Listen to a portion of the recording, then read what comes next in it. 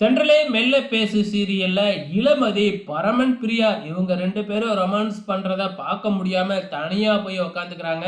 அந்த நேரம் பார்த்து அந்த பார்க்குக்கு 3 ரவுடி பசங்க அப்படியே அங்க இருக்கிறவங்க கிட்டலாம் கலாட்டா பண்ணிக்கிட்டே வரும்பொழுது, இளமதி தனியா உட்கார்ந்திருக்கிறத பார்த்துட்டு, "எங்கடா இங்க பாரேன் ஒரு பொண்ணு தனியா உட்கார்ந்திருக்கு" அப்படின்னு சொல்லி போய் இளமதி கிட்டயும் வம்பிழுக்கிறாங்க. "இவனுகிட்ட எதுக்குடா பிரச்சனை?" அப்படின்னு இளமதி எந்திரிச்சு போனாலும் விடாம பின்னாடியே வந்து இளமதி கிட்ட தப்பா நடந்துக்க முயற்சி பண்றாங்க.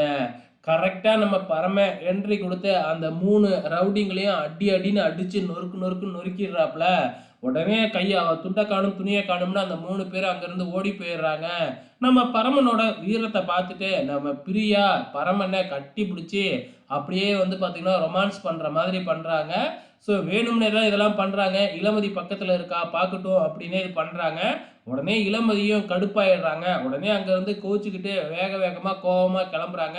"எங்க இளமதி போற? நான் உன்னைய டிராப் பண்றேன்" அப்படின்னு பரமன் கேட்டாலும், "இல்ல நான் ஆட்டோ பிடிச்சு போய்க்கிறேன்" அப்படின்னு கோவமா கிளம்பி போயிட்டாங்க. இங்க வீட்டுக்கு வந்திருக்கிற நம்ம இளமதி கோவமா வீட்டுக்குள்ள என்ட்ரி குடுக்குறாங்க. அவங்க அம்மாவுக்கும் புரிஞ்சிடுச்சு ஏதோ நடந்திருக்கு அப்படின்னு சொல்லிட்டு, உடனே ரூமுக்கு வந்து இளமதிய பொலம்ப ஆரம்பிக்கிறாங்க. அங்க நர்மதா வராங்க. நர்மதா வந்துட்டு என்னாச்சு அப்படின்னு விசாரிக்க நடந்ததெல்லாம் சொல்லி, நம்ம இளமதி வந்து பார்த்தீங்கன்னா பொலம்புறாங்க. அப்பவே நர்மதாவுக்கு புரிஞ்சு போச்சு. இவ மனசுல பரமே வந்துட்டாப்ல அப்படின்னு சொல்லிட்டு, ஸோ எப்ப இத வெளிப்படுத்துவா அப்படிங்கிறது தான் தெரியல அப்படின்ட்டு போயிடுறாங்க. இந்த பக்கம் இந்த கலா வந்து பார்த்தீங்கன்னா, இப்ப இளமதியும் பரமனும் தான் பார்க்ல மீட் பண்ணிக்கிட்டாங்க அப்படின்னு நெனச்சுக்கிட்டு இருக்கு இல்லையா? பரமன் வந்த உடனே கேட்கும் பொழுது, "நான் பிரியாவ தான் மீட் பண்ணேன்" அப்படின்னு பரமன் சொல்றாப்ல.